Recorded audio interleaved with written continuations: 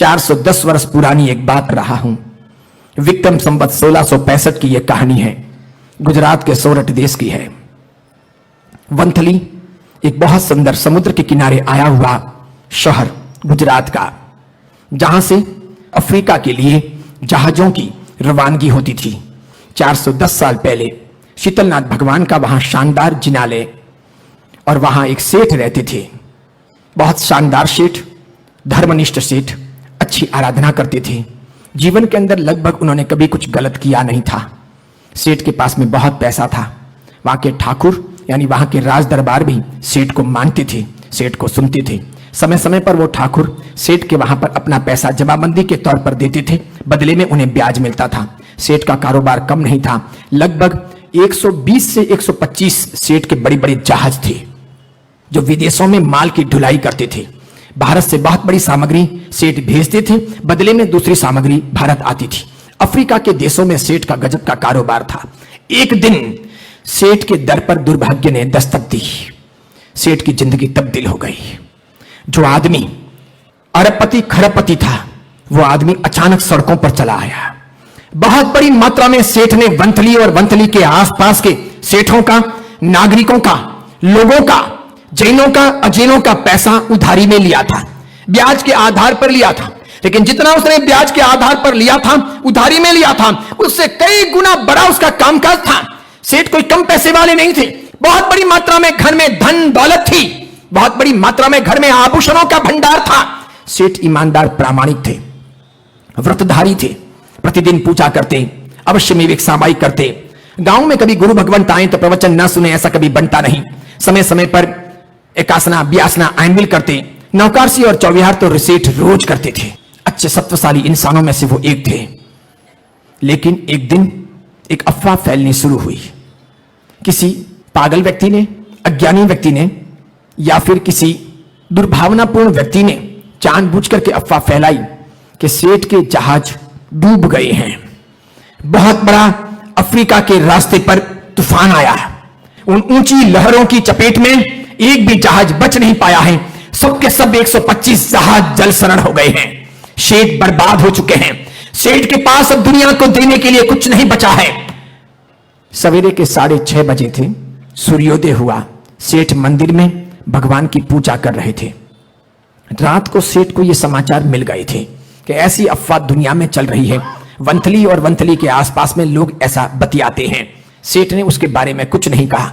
किसी ने सेठ को रूबरू पूछा भी नहीं, लेकिन अफवाहों ने सेठ को चिंतातुर बना दिया था। फिर भी शीतलता देने वाले शीतलनाथ परमात्मा का प्राचीन जिनालय, मनोहारी मूर्ति, वहां शांतिपूर्वक सेठ भावपूर्वक पूजा कर रहे थे। उतने में बाहर से घोड़े पर बैठे बैठे ठाकुर ने आवाज दी कि सवसन सेठ सुन रहे हो? सेठ पूजा पूरी करके बाहर आए। सेठ को ठाकुर ने पूछा, घर कब पहुंचोगे? सेठ ने कहा, द्रव्य पूजा पूरी हो गई है, चित्तवंदन करके बस अब घर आता हूं। ठीक है, आओ आओ, थोड़ी देर में मैं भी घर पहुंचता हूं। सेठ ने कहा, कुछ जरूरी काम था? तो कि हाँ, काम यह था कि जो मैंने 1.25 लाख रुपए आपको दिए हैं जमाबंदी के तौर पर, वो मुझे अभी के अभी वापस चाहिए हैं। सेठ ने कहा, ठीक है। सेठ ने शांतिपूर्वक चित्तवंदन किया। सेठ घर पहुंचे, कपड़े भी नहीं बदले, 1.25 लाख रुपए और उनका पूरा ब्याज आज दिन तक का गिना और ठाकुर के हाथ में दे दिया। ठाकुर तेज तर्रार आदमी था, वहां का जागीरदार था, सूबेदार था। ठाकुर की बात जानने के साथ में सेठ ने देखा इधर सेठ कपड़े बदल रहे हैं और बाहर लेनदारों की कतार लगी है। सब मांगते ही जा रहे हैं, सेठ देते ही जा रहे हैं। देते देते बिना खाए पिए सेठ ने शाम तक कोई 50 करोड़ से अधिक रुपए दिए। अब नकद पैसे खाली हो गए। सेठ ने अलग अलग जगह पर आसपास के गांवों में, शहरों में जो जो मित्र थे उनके वहां पर अपने आदमी भगाए कि जाओ, जिस ब्याज से सही जितने पैसे मिलते हो लेकर के आओ। भगवान का धर्म बदनाम नहीं होना चाहिए। मैं महान जैन श्रावक कहलाता हूं। लोग मुझे बहुत ईमानदार जैन श्रावक के तौर पर पहचानते हैं।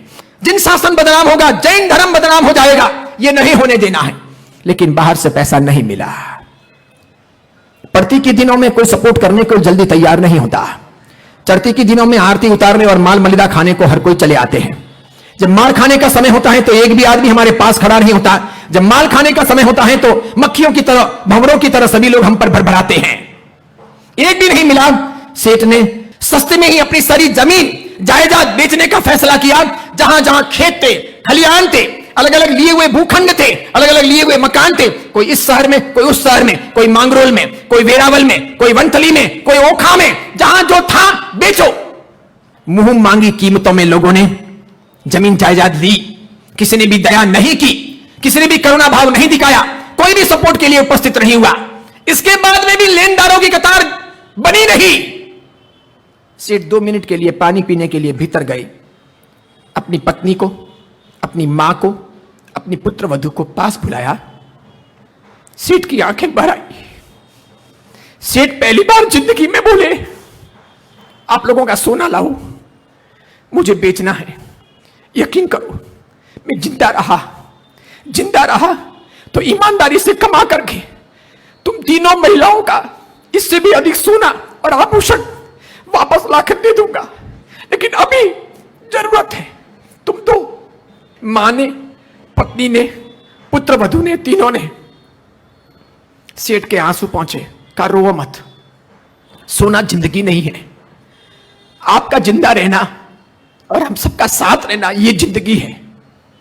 हम सभी धर्म के मार्ग पर चलते रहे, पतित ना हो, यह जरूरी है। अपना जिन शासन और देवगुरु धर्म की परंपरा मलिन न बने या बदनाम ना हो, यह जरूरी है। सोना तो क्या है, बाहर की दिखावट है। शरीर अगर खूबसूरत है तो बिना सोने के भी जी लेंगे, और शरीर अगर बदसूरत है तो सोना हमें खूबसूरत बना नहीं सकेगा। फटे पुराने चीथड़ों में भी सद्गुण मांगते हैं, और अच्छे कपड़े पहन करके भी दुर्गुणों को आप छिपा नहीं सकते। दुर्गुणी आदमी अच्छे कपड़े पहन करके भी लोगों के सामने छिप नहीं सकता। लोगों को पता चल जाता है कि कमबख्त है। और सद्गुणी आदमी अगर फोड़े कपड़े पहनकर, पुराने कपड़े पहनकर, बिना प्रेस वाले फीके कपड़े पहन करके भी आया हो तो भी लोग उसे समझ जाते हैं कि यह महान व्यक्ति है। तीनों ने जितना सोना था पियर से आया हुआ वो सब भी दे दिया। जैसे पियर का जल्दी छूटता नहीं, पियर का मांगने का हक भी होता नहीं। और मर्द यह समझता है कि औरत का पियर का भी मैंने ले लिया, कितना मैं कर्जदार बन गया। वो सब भी लिया, वो सब भी चूकता किया। आधी रात बीत गई, अधिकांश का पैसा चूकता हो गया, तब भी थोड़े लेनदार बच गए। अब ये रहने के छोटे से मकान के सिवाय सेठ के पास में कुछ नहीं बचा था। उस वक्त सेठ के पास आश्वासन देने के लिए उनके मेहताजी आए। वो भी महान श्रावक थे। दोनों पास में बैठे। समय समय पर सेठ और मेहताजी महाराज साहब लोगों के प्रवचन सुना करते थे। मेहताजी ने सेठ को याद दिलाया, और तत्काल सेठ को याद आया कि सेठ, एक बार अपने यहां वंथली में प्रवचन के दौरान महाराज साहब ने कहा था कि अहमदाबाद में एक महान सेठ रहते हैं, बड़े ही सज्जनशील, उदार, सौभाग्यशाली हैं, अच्छे धर्म के जानकार हैं और वक्त पर काम आने वाले हैं। तो एक बार वहां ट्राई कर सकते हैं ना। जब सब तरफ से फंस गए हैं, जहाज डूब गए हैं, बर्बादी हो चुकी है, हाथों में कुछ नहीं बचा है, अब कल से किसका खाएंगे ये भी चिंता का विषय है। तो कल से थोड़े समय के लिए भोजन के लिए और इन लोगों को चूकता करने के लिए लाओ ना, कुछ वहां से मांग कर ब्याज पर ले आते हैं। सेठ ने पतापत कागज हाथ में लिया और कलम निकाली। सेठ ने एक चिट्ठी लिखी, एक हुंडी लिखी। लिखा, सुश्रावक श्री सोमचंद भाई, मेरे हार्दिक प्रणाम। जय जिनेन्द्र पूर्वक दुख के साथ में आपको निवेदन करता हूं कि इस वक्त मैं वंथली का सेठ सबचंद बहुत बड़ी मुसीबत में हूं, आर्थिक परेशानी में हूं। मेरे 125 करीब जहाज समुद्र में डूब गए हैं। कभी मेरा यहां पर नाम था, आज मैं जिन शासन की रक्षा के लिए मेरी इज्जत बचाना चाहता हूं और जिन शासन का नाम सुरक्षित रखना चाहता हूं, तो आपसे करबद्ध निवेदन है कि आप इस मुसीबत की घड़ी में मुझे थोड़ा पैसा उधार दे सके, तो जो आप ब्याज मांगोगे इस शरीर की चमड़ी उधेड़ करके भी वो मैं अदा करूंगा। मेहरबानी करना, भगवान का शासन जयवंता रहे, ऐसी कामना करता हूं। हस्ताक्षर का जब समय आया, सेठ फिर रो गए। इस सेठ ने अपनी जिंदगी में एक बार भी किसी से पैसे मांगे नहीं थे, सब लोगों ने सामने से दिए थे। सेठ मना करते तो भी सेठ पर इतना विश्वास था कि तुम हमारी शाश्वत बैंक हो, तुम रखो, हमारे घर हमारा धन सुरक्षित नहीं रहेगा। तुम ऐसे हो कि तुम फरिश्ते हो, स्वर्ग से आए हो। तुम्हारे घर जो हमारा धन रहेगा वो बिल्कुल चोखा होकर चमकता हुआ वापस आएगा। इस प्रकार लाला करके जबरदस्ती लोग सेठ को पैसे देते थे, लेकिन जिंदगी में पहली बार ये सेठ पैसे मांगने के लिए हस्ताक्षर कर रहे थे। जैसे ही हस्ताक्षर कर रहे थे, आंखों से एक दो बूंद पानी की उस कागज पर गिर गई। मेहता जी ने वो पत्र लिया, समेटा, घोड़ा लिया, घुड़सवार लिए, कुछ सुरक्षा के लिए लोग लिए, रवाना हुए। वनतली से अहमदाबाद पूरी रात और दिन का सफर तय करके घोड़े पहुंचे। वहां चांदनी चौक के पास में पुराने अहमदाबाद में एक बहुत बड़ी हवेली के किनारे नाम पूछते पूछते सोमचंद सेठ के यहां नीचे उतरे। सेठ बाहर आए, प्रणाम किया, एक दूसरे का आलिंगन किया, जय जिनेंद्र बोले, बैठे। सेठ को चिट्ठी उस मेहता जी ने हाथ में दी। सेठ ने चिट्ठी पढ़ी नहीं, अपने मेहता जी को दे दी और कहा चलो जल्दी से कुल्ला करो, दर्शन नहीं किए हो तो चलो अपने खुद के मंदिर के दर्शन के लिए चलते हैं, कुल्ला करो। नौकारसी साथ में करते हैं। इधर नौकारसी चल रही थी और उधर सेठ का मुनीम आया। किस सेठ का? इस अहमदाबाद के सोमचंद सेठ का मुनीम आया। नौकारसी के बीच में सेठ के कान में फुसफुसाया कि ये जो हुंडी आई है इसके साथ में अपने कोई रिश्ते नहीं है। भूतकाल में किसी भी वर्ष में इस सवचंद सेठ के साथ अपना कोई लेन देन का व्यवहार कभी नहीं हुआ। ये हमारे कोई व्यापारी नहीं है और हमारी इनकी कोई पहचान नहीं है। सेठ ने कहा नौकारसी करता हूं, फिर बात करता हूं। नौकारसी पूरी हुई, सेठ ने हाथ और मुंह पहुंचा, मुनीम को मिलने के लिए भीतर गए, हाथ में चिट्ठी ली। सेठ ने चिट्ठी पढ़ी, नीचे हस्ताक्षर देखे, हस्ताक्षर में आंसुओं की बूंदें देखी। सेठ ने कहा 1.25 लाख सोना मोहर इन्हें चाहिए हैं, तुम इन्हें अदा कर दीजिए। चिट्ठी उन्होंने मेहता जी को दी नहीं। मेहता जी ने हाथ लंबा किया कि हुंडी दीजिए, मैं प्रूफ के तौर पर उस पेज पर इसे अंकित कर सकूं और लिख सकूं, इतने बजे मैंने इतने लाख सोना मोहर इस सेठ को दी, इस पत्र की एवज में। सेठ ने कहा ये बाद में करेंगे, तुम पहले 1.25 लाख सोना मोहर दे दो। मेहता जी उधर गए 1.25 लाख सोना मोहर लेने के लिए। इस सोमचंद सेठ ने वो कागज फाड़ दिया, फाड़ के कचरे की टोकरी में डाल दिया। ये 1.25 लाख सोना मोहर लेकर के अपने आदमियों के साथ सोमचंद सेठ के मुनीम रवाना हुए, वनतली पहुंचे, सेठ को दिए। सेठ ने बड़े भावों के साथ एक एक को प्रणाम कर, देरी के लिए माफी मांगकर, मिच्छामि दुक्कडम देखकर उन्हें पैसे ब्याज के साथ अदा कर रहा है। इधर पैसे अदा हुए, दूसरे दिन की भोर हुई, सवेरे के सूर्योदय के समय में भागता हुआ एक आदमी समुद्र किनारे से घोड़े पर सेठ के घर पहुंचा।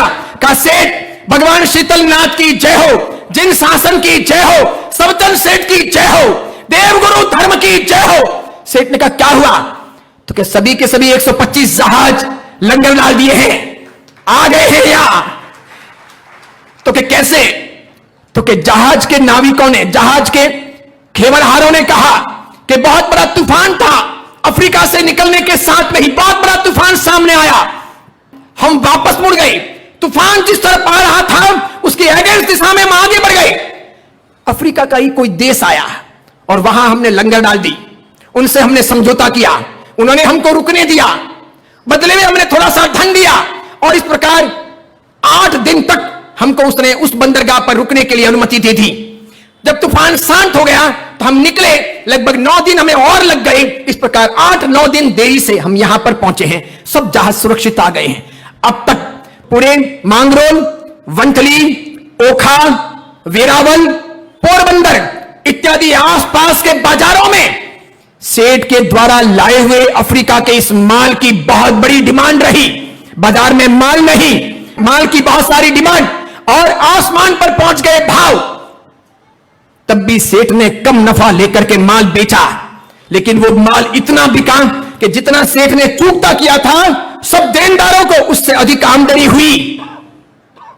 लेकिन पैसा लेकर सेठ सोए नहीं, पैसा लेकर सेठ बैठे नहीं। सेठ ने कहा चलो सबसे पहले 1.25 लाख सोना मोहर, उसका चक्रवर्ती ब्याज सब डालो और चलो पूरे घर, रथों को तैयार किया, घोड़ा बग्गियों को तैयार किया, ऊंट गाड़ियों को तैयार किया, हाथियों को तैयार किया, पूरे लवाजमे के साथ पूरी सुरक्षा लेकर के सब परिवार, अपनी मां, अपनी पत्नी, अपने पुत्रवधू, अन्य सब लोगों को सबको साथ में लेकर के जैसे कोई एक शोभा यात्रा निकल रही हो, सेठ अहमदाबाद पहुंचे। उस सेठ के दर पर पहुंचे, पता नहीं था, एड्रेस पता नहीं था, मेहता जी ने बताया, त्यों त्यों मुड़ते गए और वहां पर पहुंचे। जैसे ही दरवाजे पर आहट दी, सेठ ने दरवाजा खोला, इतने सारे सेठों को देखा, सबसे आलिंगन किया, सबको प्रणाम किया। औरतों ने औरतों को बधाया, सुंदर तरीके से नौकरसी के लिए बैठ रहे थे।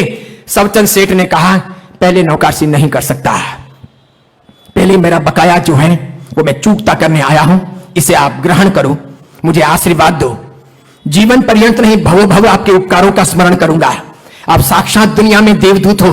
मैंने महावीर के जमाने में देवताओं के बारे में बहुत कुछ सुना था, लेकिन ये तो महावीर के जाने के लगभग 2100 साल बाद की बात है। और आज मैं इस प्रकार साक्षात देवतुल्य इंसानों को दुनिया में पाकर के यह मानता हूं कि मेरा जिन शासन अजर अमर है, जयवंता है। क्या भगवान के तत्वों की विवेचना हुई है और किस कदर लोगों ने भगवान के तत्वों को पिया है कि आज लोग समझ करके जिंदा दिली के साथ में धर्म को जी रहे हैं। उसमें से आप एक हो कि आपने मुसीबत में मुझे सहारा दिया, मरते बिखरते बर्बाद होते हुए मुझे आपने बचाया। सच कहूं सेठ, आज पहली दफा अपनी मां और पत्नी के सामने और आपके सामने यह भेद खोल रहा हूं कि मुझे मेहता जी ने जब याद दिलाया और मुझे याद आया कि महाराज साहब आपके बारे में हमारे वंथली में प्रवचन में बोले थे, उसके कुछ क्षण पहले ही मैंने सोचा था कि अब कोई सहारा अगर ना मिला तो आज रात को मैं सुसाइड कर लूंगा।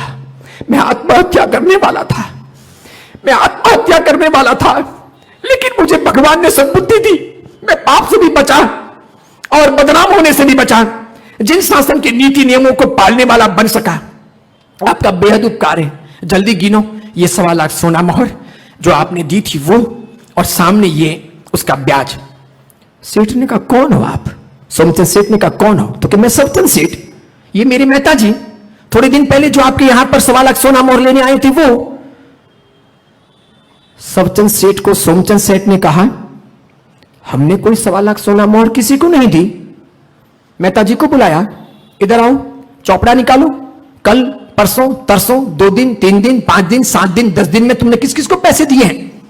तो जितने को दिए उन सबके नाम देखें। चौपड़े में कोई उल्लेख ही नहीं कि किसी सोमचंद सेठ को, वंथली को 1.25 लाख रुपए, 1.25 लाख सोना मोहर दिए हैं, ऐसा कोई उल्लेख नहीं। सोमचंद सेठ ने कहा, मैंने नहीं दिए। सोमचंद सेठ ने कहा, क्या बात करते हो? आपके यही से तो लेके गए हैं, आपने ही तो दिए हैं, आपके मेहता जी ने दिए हैं, वही तो चुकता करने आए हैं। नहीं, तोबा तोबा, मैंने नहीं दिए, मैंने कुछ भी नहीं दिए। सवेरे से शाम तक दोनों में बहस चलती रही, आनाकानी होती रही, नौकारसी गई, पोरसी गई, 7 पोरसी गई, पूरी मड्डावट का समय जा रहा, दोपहर चली गई। भूखे हैं वे, उनकी वजह से औरतें भूखी, कोई खाने पीने को तैयार नहीं। सोमचंद सेठ ने कहा, पहले भोजन करो फिर बात करते हैं। सबचंद सेठ ने कहा, पहले पैसे लो फिर भोजन करता हूं। बिना चुकते किए हुए यहां पानी भी पी नहीं सकता। कर्ज चुकते करने आया हूं, एहसान चुकाने आया हूं, भवोभव का आपका उपकार याद करने आया हूं। चमड़ी उधेड़ करके जूतियां पहना दूं तो भी इस उपकार का बदला चुका नहीं सकता, इसलिए पहले भोजन कर नहीं सकता। अंततः परेशान होकर सबचंद सेठ ने, वंथली के सबचंद सेठ ने रात को चांदनी चौक में अखिल अहमदाबाद के महाजनों की इमरजेंसी मीटिंग कॉल की कि सोमचंद सेठ सुन नहीं रहे हैं, मेरे साथ अन्याय हो रहा है, मैं अपराध से बचना चाहता हूं, कर्ज मुक्त होना चाहता हूं। मीटिंग की। मीटिंग में एक से एक बड़े बड़े नगर से धनवान लोग, एक एक की वेशभूषा 2, 5, 10 लाख रुपयों की, वो हीरे और माणिक पहने हुए ऐसे बड़े बड़े सब महाजन पधारे। अहमदाबाद के 400 साल पहले की यह घटना, सब बैठे। आधी रात तक उनकी सभा चली। सबचंद सेठ देने को तैयार, सोमचंद सेठ लेने को तैयार नहीं। सबचंद सेठ ने कहा, यह मेरा धन नहीं। सोमचंद सेठ ने कहा, मैंने दिया नहीं, मैं ले नहीं सकता, पराया माल लेना अपराध है। किसका? मैं मालिक नहीं तो लूं कैसे? वो बोले, मैं दूं नहीं तो मैं जाऊं कैसे? अंततः पूरे पंच महाजनों ने मिलकर के फैसला सुनाने के लिए तैयारी की। भाई देखो, आप भी मान नहीं रहे, आप भी नहीं मान रहे, सबचंद तुम भी नहीं समझ रहे, सोमचंद तुम भी नहीं समझ रहे, अब क्या करें? अब हम फैसला दें? तो क्या, हाँ दीजिए। पंचों का फैसला सर आंखों पर। अंततः पंचों में से एक बुजुर्ग पंच ने खड़े होकर के कहा, लाइए 1.25 लाख सोना मोहर और उसका ब्याज, इसे हम पालिताना में तीर्थ निर्माण में लगा देते हैं।